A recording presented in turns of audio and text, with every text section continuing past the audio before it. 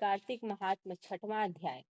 नारद जी बोले, 2 घड़ी रात्रि रहते तिल कुश अक्षत और चंदन आदि लेकर जलाशय अर्थात नदी तड़ाग आदि के समीप स्नान के निमित्त जाए। मनुष्य रचित और प्राकृतिक नदी में अथवा संगम में स्नान का क्रमशः 10 गुना फल है और तीर्थ में उससे दुगना फल कहा है। विष्णु भगवान का स्मरण करके स्नान का संकल्प करे, फिर तीर्थ आदि के और देवताओं के निमित्त क्रम से अर्घ आदि का दान करे। अर्घ मंत्रार्थ कमल ना भगवान को नमस्कार है और जलसाई भगवान को नमस्कार। हे ऋषिकेश, आपको नमस्कार है, आप मेरे अर्घ को ग्रहण करें। तुमको नमस्कार है। बैकुंठ में, प्रयाग में और बद्रिकाश्रम में विष्णु गए और 3 प्रकार के पद स्थापित किया। इससे मुनि वेद और यज्ञ इन सबों सहित जहाँ विष्णु के 3 प्रकार के स्थापित किया, वहाँ देवता मेरी रक्षा करे। हे जनार्दन, हे देवेश, मैं तुम्हारी प्रसन्नता के लिए कार्तिक में विधि पूर्वक प्रातः काल स्नान करूंगा और देवेश भगवान को ध्यान और नमस्कार करके मैं इस जल में स्नान करने को उद्यत हूँ। हे दामोदर, तुम्हारी कृपा से मेरा पाप नष्ट हो। अर्घ्य मंत्र हे हरे, कार्तिक महीने में विधि पूर्वक नहाया हुआ मैं व्रती हूँ, अतः मेरे दिए हुए अर्घ को राधा सहित आप ग्रहण कीजिए। हे दनुजेंद्र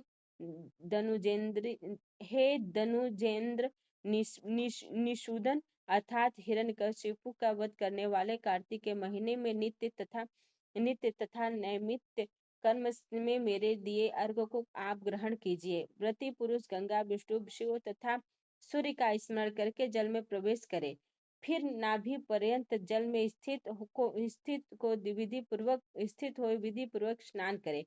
गृहस्थ तिल और आंवलों का चूर्ण लगाकर स्नान करे और विधवा स्थित तथा सन्यासियों को तुलसी की जड़ की मिट्टी लगा के स्नान करना विहित है। सप्तमी, अमावस्या, नवमी, दूज, दशमी और 13 इन तिथियों में आंवले और तिल को लगा के स्नान न करे। पहले मल स्नान, बाद में मंत्रों से स्नान। स्त्री और शूद्रों की वेदोक्त मंत्रों से स्नान नहीं करने को कहा है।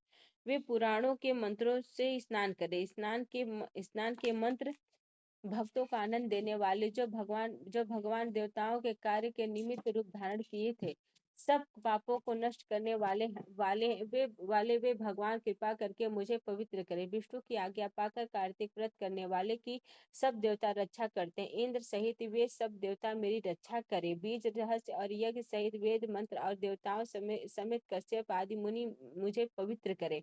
गंगा आदि सब नदियां तथा तीर्थ तथा जल के देने वाले 7 समुद्रों समेत नदी तथा जलाशय मुझे पवित्र करे। अदिति आदि पतिव्रता यक्ष, सिद्ध, सर्प और तीनों लोकों की औषधि और पर्वत मेरी रक्षा करे। व्रती मनुष्य इन मंत्रों से स्नान करके हाथ में पवित्र धारण कर देव ऋषि मनुष्य पितर इन सबका विधि पूर्वक तर्पण करे। कार्तिक मास में पितरों के तर्पण में जितने तिल रहते हैं, उतने ही वर्ष तक पितर स्वर्ग में वास करते हैं।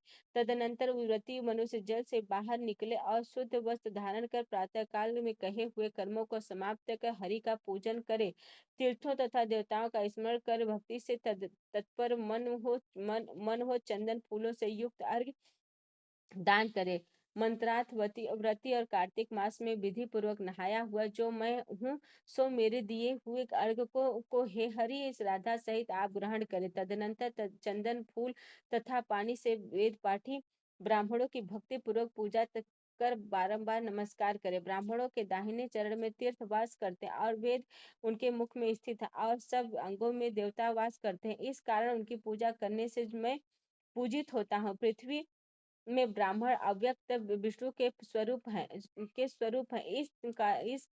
इस कारण कल्याण चाहने वाला पुरुष उनका अपमान करने योग्य नहीं है और न विरोध ही करने योग्य है। तुलसी के देवताओं द्वारा तू पहले निर्मित की गई और मनुष्यों द्वारा पूजी गई है।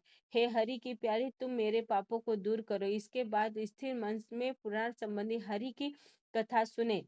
भक्ति युक्त व्रती मनुष्य फिर से उन ब्राह्मणों का पूजन करे। पहले कही हुई सब विधि को जो भक्तिमान मनुष्य भलीभांति करता है, वह विष्णु की सालोक्यता को प्राप्त होता है। रोगों को दूर करने वाला और पापों के नाशक, उत्तम बुद्धि को देने वाला और पुत्र धन आदि के साधक तथा मुक्ति का कारण रूप ऐसा हरि को प्यारा जो कार्तिक व्रत है उसको छोड़कर और दूसरा उत्तम व्रत नहीं है। 6वां अध्याय समाप्त।